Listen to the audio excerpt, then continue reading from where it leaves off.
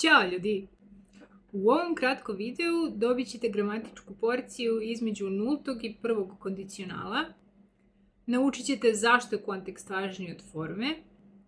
I sve to kroz šareni haos kultnog filma Hackers.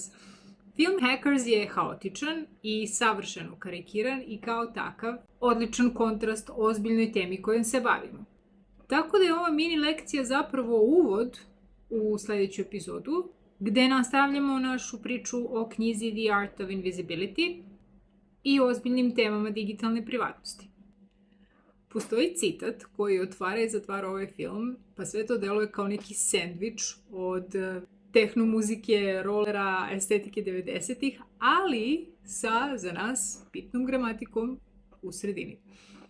Citat je "Mess with the best, die like the rest". Kako ćemo ovaj citat da povežemo sa kondicionalnim rečenicama? Za sve vas koji ste od ranije učili engleski, da ne kažemo davno, podsjećanja radi, kondicionalne rečenice su one koje sadrže if u sebi.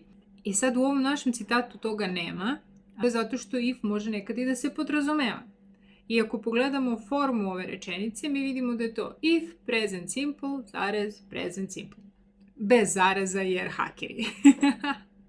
Kada mi koristimo nulti kondicional, uglavnom dopišemo opšte istine, ustaljena pravila, pa da ilustrujemo to primjerima, recimo bilo bi if you use 1, 2, 3, 4 as a password, hackers get in. If you click suspicious links, you get malware. Ili u ovom slučaju, if you mess with the best, you die like the rest. Mi sve ove rečenice možemo da kažemo i tako da one ne zvuče kao pravilo, nego kao upozorenje. Pa umjesto da pričamo o nečemu što uvek važi, sada pričamo o nečemu što može da se desi, a to je onda prvi kondicional.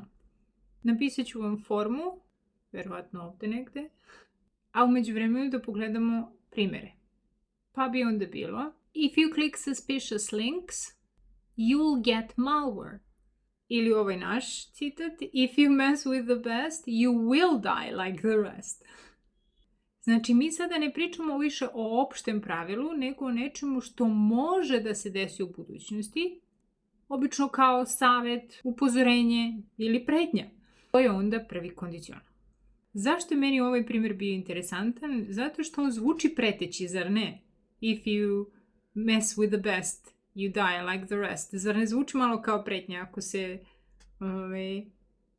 kačiš s nama, završit ćeš kao i svi ostali. Međutim, forma kaže drugačije. Forma kaže present simple, znači zero conditional, znači pravilo. Tako da je ovo jedan od onih primjera gdje se forma i kontekst ne poklapaju potpuno i kad dođe do ove tačke razilaženja, kad ne idu više ruku pod ruku forma i kontekst, uvek gledajte kontekst. Zato je kontekst važniji. U filmu ima još rečenice koje po formi liče na zero conditional, ali nisu sve pravila. Neki su pretnje, neki su dogovori. Ako budete gledali film, obratite pažnju i pokušajte da procenite koji je kondicional i zašto. Pa ako niđete na neke zanimljive primjere ili imate bilo kakve nedumice, pišite.